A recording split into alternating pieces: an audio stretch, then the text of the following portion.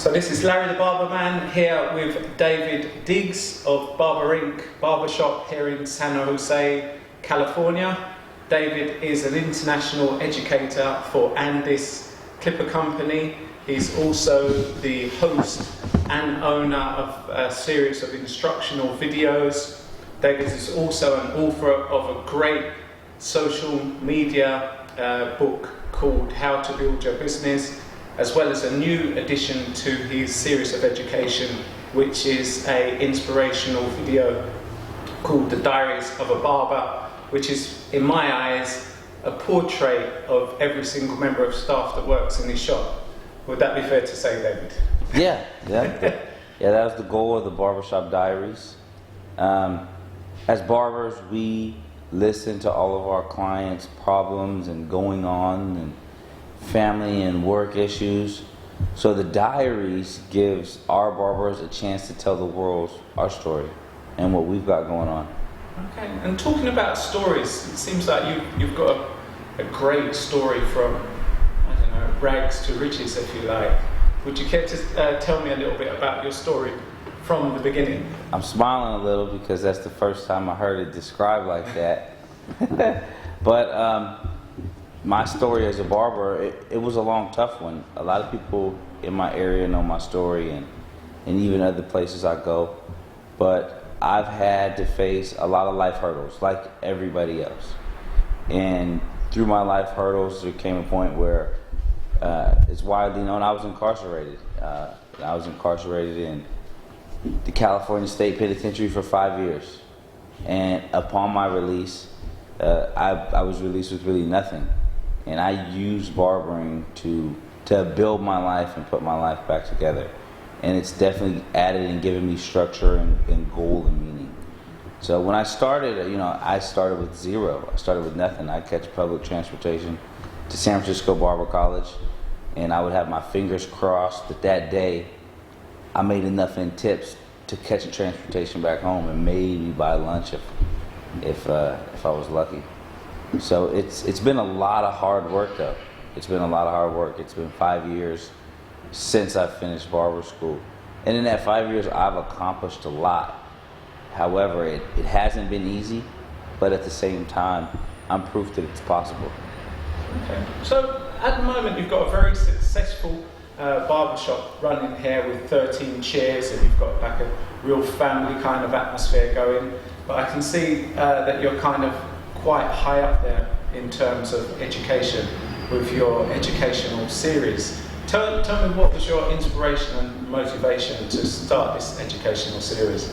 Originally, I became a barber just to pay my bills. And that was my goal.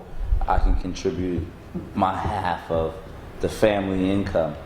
But the more that I started to get involved in the industry, the more opportunity I seen. And I'm an ambitious guy. So I started to get involved with the industry more and more and just see more and more opportunities. And I felt that I had a special thing for motivating and inspiring and articulating technique. So that's what a great teacher is, right? A great teacher helps motivate, inspire, and is able to kind of teach you how to do things. So I found a lane and I was able to I don't want to say take advantage in a negative way, but I found a lane and I was able to make my way in it. Okay. And before I actually go into the products that you actually supply, the educational material you supply to barbers, you recently came to England and you did a guest spot at the London School of Barbering and a little bit of touring. As you know, in the UK we don't need any form of state licensing or any education as such in barbering. We can just go in there with fire in our belly. From your observation, how do you feel that this could hinder UK barbers not having to go and study for a year like you do in America? In America as well, we have a similar issue where there are a lot of unlicensed barbers.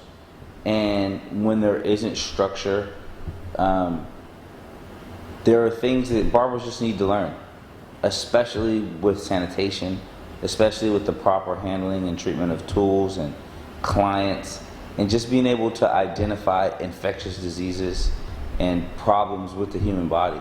So I think it's very, very necessary to have some type of structure.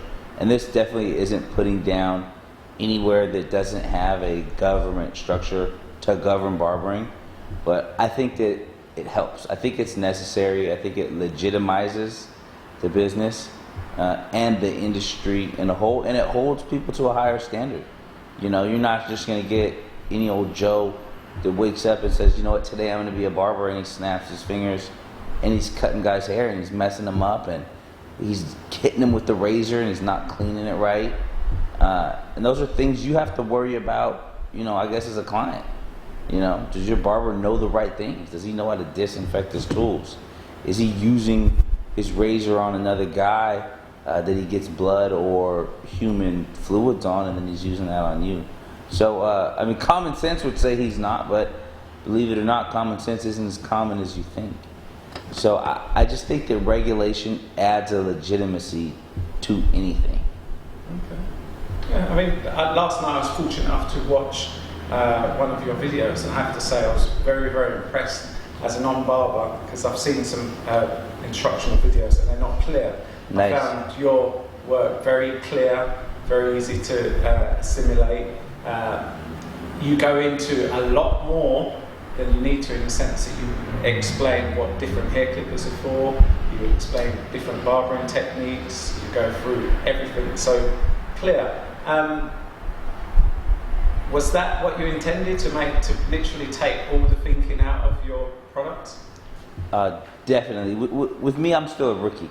I've been licensed 5 years now, but everybody I look up to, everybody that, you know, I try to follow their career path, and everybody that I consider a mentor to me, they're older. They've been around for 10, 15, 20 years.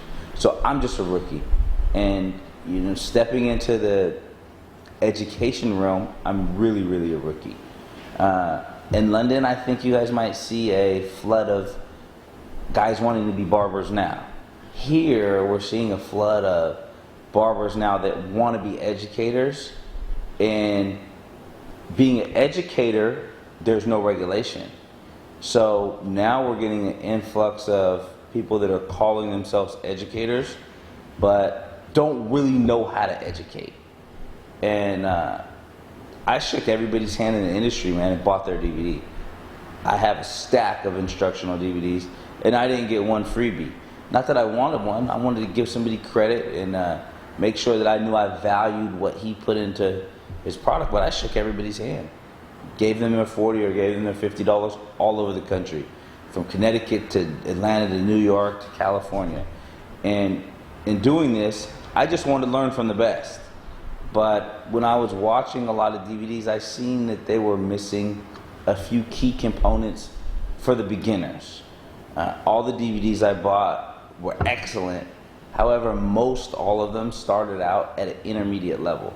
You already had to be good to execute the cuts that were on the DVDs and that were on the apps.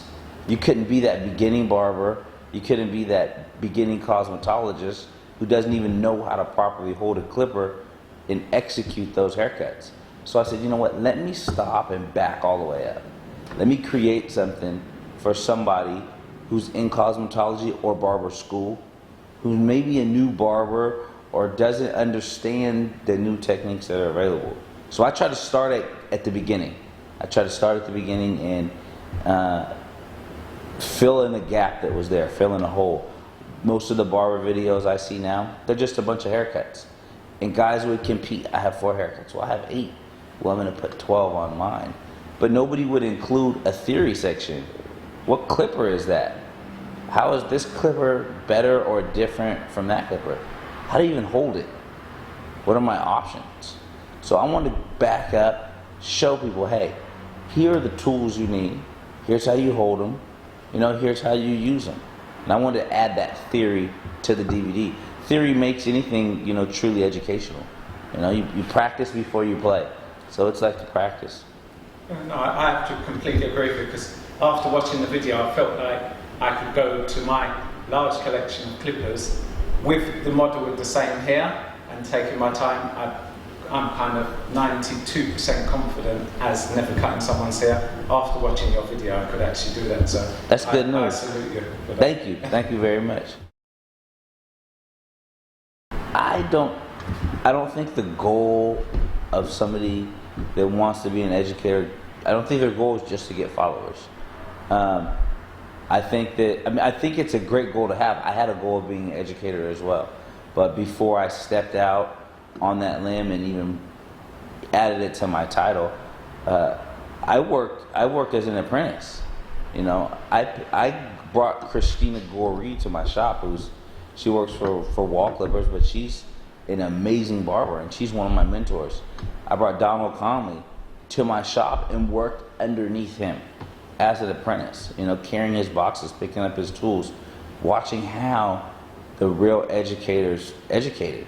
Also, I read books. I studied on how to create a lesson plan, how to create an outline, how to create a class outline and stay on schedule.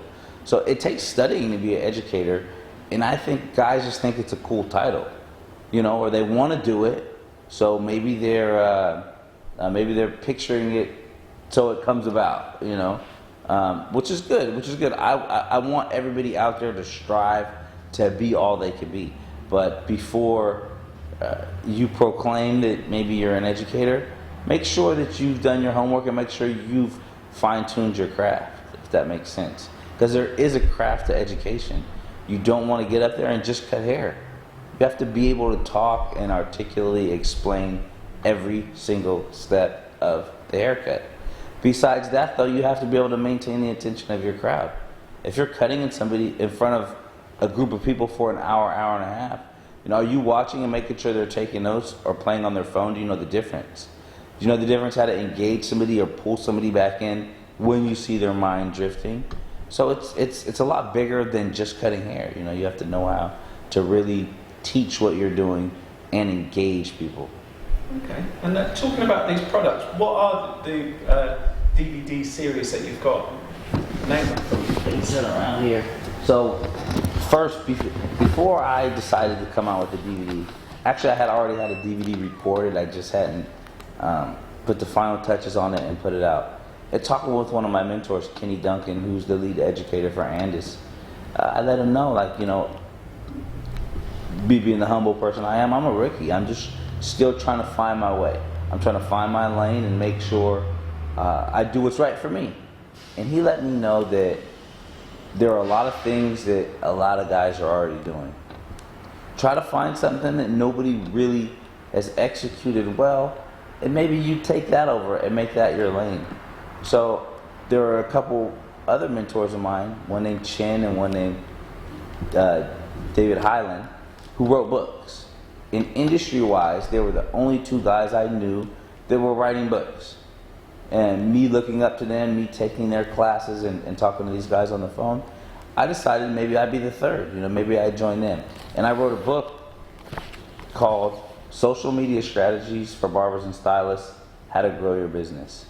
And this book came about because everywhere I would go, one of the questions that young barbers would ask me is, how'd you do it? How'd you go, as you call it, from rags to riches? You know, how'd you go from way over here to way over there in such a short amount of time? I mean, I graduated barber school. I worked for another barber for 18 months. Then I opened my own shop. My shop's been open about 3 years now. So in that time, I've gone from student to barbershop owner to getting hired by Andis Clippers.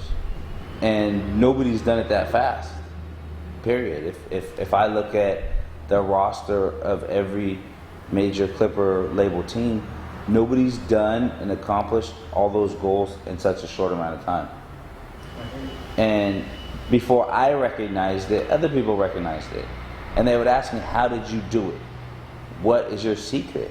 When I opened the Barbersinc, I opened with 4 barbers. There was myself, Amin the barber, Vic the barber, and Russ Guerrero, Russ the barber. And our goal was to bring clients in the door.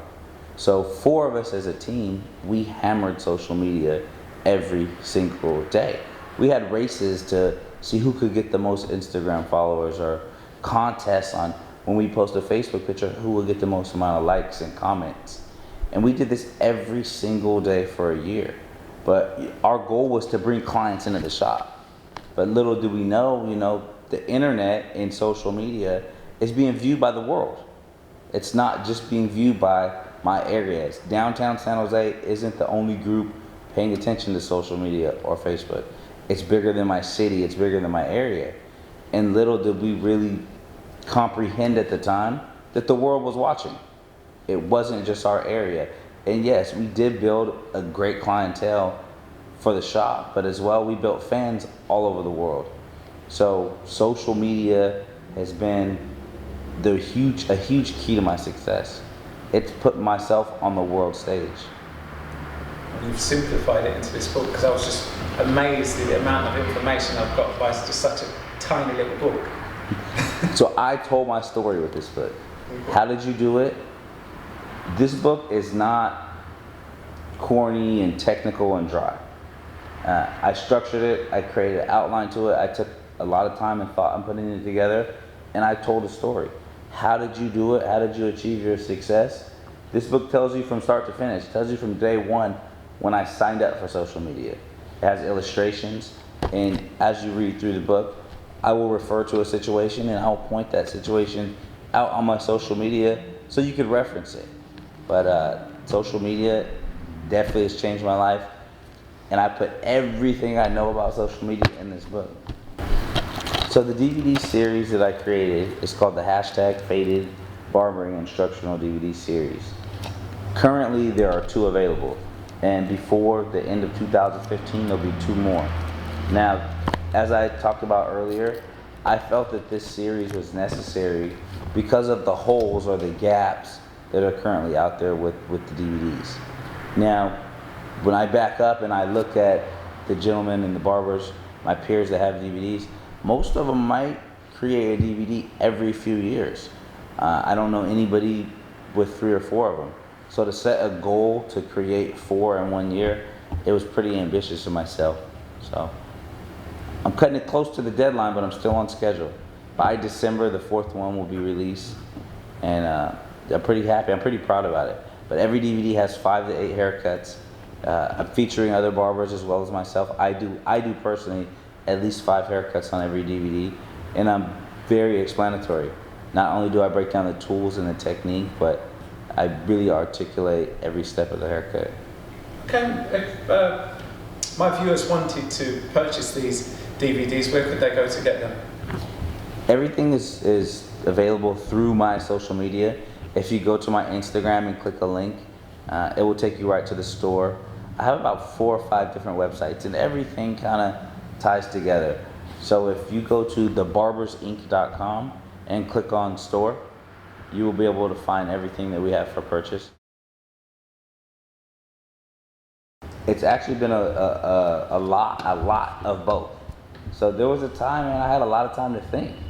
I had 5 years to focus on refining myself, and I talk about this in the Barbershop Diaries documentary. But when I went away, immediately I set a goal to become a better person, and those goals were, physical, they were mental, and they were spiritual. So not only did I read a ton, but I was in situations where I had to execute, the thinking that I was reading about.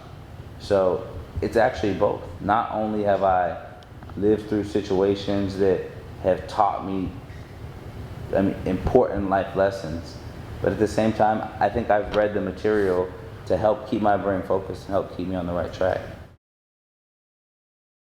The Barbershop Diaries was actually a 2-year project. So one day I cut a gentleman's hair who was a referral, and I came to find out that he had his doctorate, and he was a professor at San Jose State. He was in the photojournalism department, and he took pictures and he created documentaries. At this time, I had already been well off into my YouTube career. I let him know that I was, documented my haircuts and documented my trips to hair shows and whatnot. And I tried to sell him on a documentary. I said, hey, you should do a documentary on our barbershop.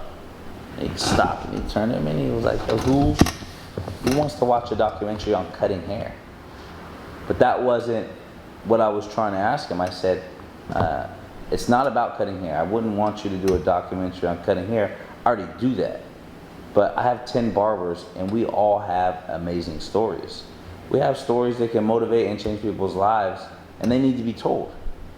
So he kind of shrugged me off, and little did I know at that time is he got a haircut from every barber in the shop. And while he was getting his haircut, you know, he asked questions. What's your story? How have you been? You know, and he learned about the different characters and barbers that were here. And it didn't take him but, you know, 2 or 3 haircuts to realize that I think he realized he was onto something. So San Jose State and Dr. D. Michael Cheers took on the project, and they filmed, they followed us, they recorded us. They went to funerals, they went to birthdays, they went to weddings, they went to grave sites, they went to our house to watch us wake up and see how we make breakfast, you know, day in and day out for a 2-year period. And over this period, they created 10 separate chapters on the 10 barbers. Okay, so it is fair to say that maybe barbers that feel like they're down on their luck or they're experiencing some form of hardship, this video was made to inspire and motivate them and show you that, you know, there's so many messed up characters out here, but if you focus on your barbering, it can basically clear your mind and clear your problems if you stay focused on something good. Is that fair to say? So the goal, here's where the goal of the diaries actually developed. Somebody asked me once, they came up to me and they said, aren't you happy you found your passion? And I kind of rocked back and I'm thinking like, wow, I found my passion. I didn't know what my passion was, you know, and I have on my poker face. So I asked them, well, what's my passion? They said, barbering. Aren't you happy you found your passion? It's barbering. And I had to, you know, back up and think again, like, is barbering my passion? And I asked myself, you know, right then I had my poker face on, and barbering actually is not my passion. Barbering is my avenue, but my passion is helping people. My passion is improving other people's lives. So the goal with Barbershop Diaries is I felt that if we told our story, it would help people. So the goal of the documentary was simply to help people through telling our stories of hardship and hurdles. And the fact is everybody has hardships and hurdles, but everybody deals with problems different. And I had the hope that if people got a chance to view the things that we deal with day in and day out or through our lives, that they wouldn't use their crutches to slow down their success. So would you categorize and break down clippers? The first thing you want to know is what type of motor does the clipper have inside of it. The technological differences in clippers really change and dictate your approach and what you want to do with that clipper. First, we have rotary motor, which is popular in all detachable blade clippers and cordless clippers. It's the most powerful type of motor, however, it's a slow spinning motor, which gives it the ability to go cordless. And cordless clippers are actually becoming the most popular here now because they remove a lot of wires, they remove a lot of drama, and they really make life easier. It's kind of like the step up from actual corded headphones to Bluetooth headphones. And if you work out in the gym, you understand the difference of trying to exercise with a cord everywhere, or if it's exercise with headphones without wires. So cordless clippers make a big difference. The other category that you really would break down is adjustable blade clipper, which generally is identifiable by a lever. And adjustable blade clippers generally use magnetic motors. Magnetic motors are high revving, they spin very, very, very fast, but they make them inefficient for making cordless clippers out of magnetic motors. However, the fast moving motor helps create a very, very smooth blend when fading. So if a nice fade is what you're looking for, a magnetic adjustable clipper is definitely your choice. And if taking off bulk and knocking a lot of hair off will work using clipper over comb, a detachable blade rotary motor clipper is the choice for you. And people ask me all the time, what's the best liner? What's the best liner? Truth is, there is no best anything. As you see on my station here, I have 6 clippers set up on my station, and in the back I have about 4 or 5 more cordless clippers. So I keep a minimum of 10 clippers on my station at any given time. But I'm showing you 3 liners right here. And these 3 liners, I will more than likely use on every haircut. I like my Style Liner M3 for balding. If I'm doing a bald fade, this clipper here is extremely powerful and cuts the closest. But because of the size and the front, the way the belly is shaped, I don't prefer it for lining up. I will bald with this, come back, and I might line the beard and the face with the Slimline Pro because it has a T blade but it's short with this clipper. Then line up my client's neck and clean up his neck area with the GTX. So in actuality, there is no best clipper, but there are clippers that excel at different parts of the haircut. And having only 2 clippers, it gives you the ability to complete a haircut, but if you're trying to do 20 and 30 haircuts in a day, you want to have the best setup of tools possible to enable you to get through those haircuts efficiently.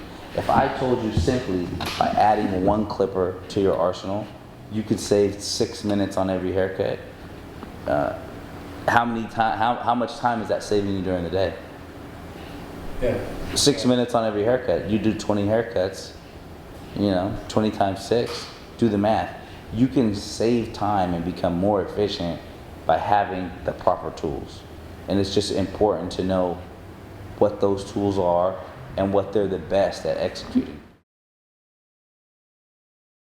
If I broke down the timeline of my career in less than 5 years, I finished barber school, worked 18. And what year? 2010. Okay. So I finished barber school in 2010. I worked with another barber in his shop for 18 months. I opened my own shop with 4 barbers. Today we have 13 chairs. All my chairs are full and all my barbers have a great opportunity. They're flourishing. As well as getting signed to Andis International Education Style Team, writing a book, and creating a DVD instructional series. So from creating multiple DVDs to writing a book to getting signed by Andis to opening up a shop with 4 barbers, building it to a 13 chair shop to finishing school all in less than 5 years. Okay, and when was the first educational material written or recorded? Non-social media, the book. What was the first thing you ever created? Oh, okay, so the first educational piece that I created that I finished was the book. I actually recorded the DVD about a year before I released it, and we all could be our own worst critic. So after recording my first DVD, I just felt like I could do better. So instead of releasing it, I started working on another one. But the book was actually released before anything. With the acceleration of my career, I was actually invited to judge competitions and battles before I even competed.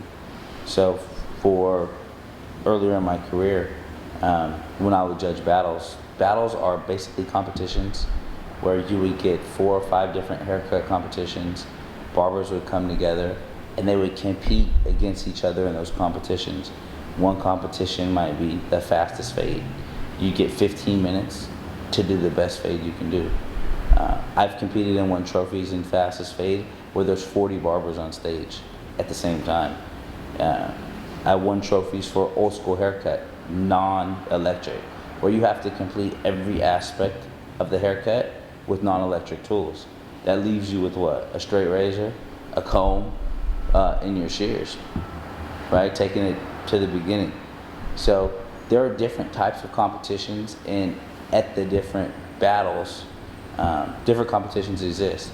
Old school haircut, high top fade, low fade, pompadour, comb over.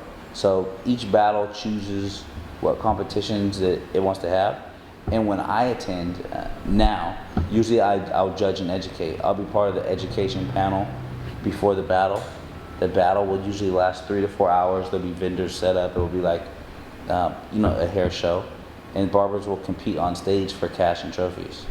Okay. So you've basically gone from competing to judging and edifying.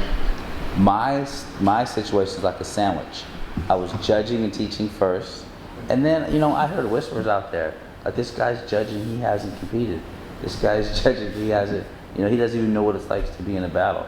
So I took a year off of judging, and I said, you know what? 2014, I'm not going to judge at all this year. Not judging anything. I'm just competing, and I traveled and competed as much as possible. And you could look in the window. We won trophies. So big ones too. Big ones, big trophies. So, and it wasn't necessarily to prove something to someone else, but people made a legitimate comment. What are you doing judging if you don't even know what it's like to be in a battle? So I fixed that, patched that up, went out, competed, and then back in 2015, I started judging again. What's next? 2015, my goal was all about creating products, creating the DVD, creating the 4-part DVD educational series, writing my book, creating a documentary. At the end of the year, the kind of sneak news is I have an app that's already completed, and I'm probably going to launch it in December. So 2015 has been all about creation of material. 2016, I want to spend my focus on getting that material out there, making sure that everybody that the material can help, it gets to. So I don't want to create anything new necessarily in 2016, rather than travel as much as possible and share the information with as many people as possible. Can you give us one clue on this app? The app fills in gaps. So there are some amazing apps right now by some of my mentors and friends, and I've had the opportunity to kind of sit back and figure out areas that need improvement. So my app is going to fill in the gaps of all the current apps out now.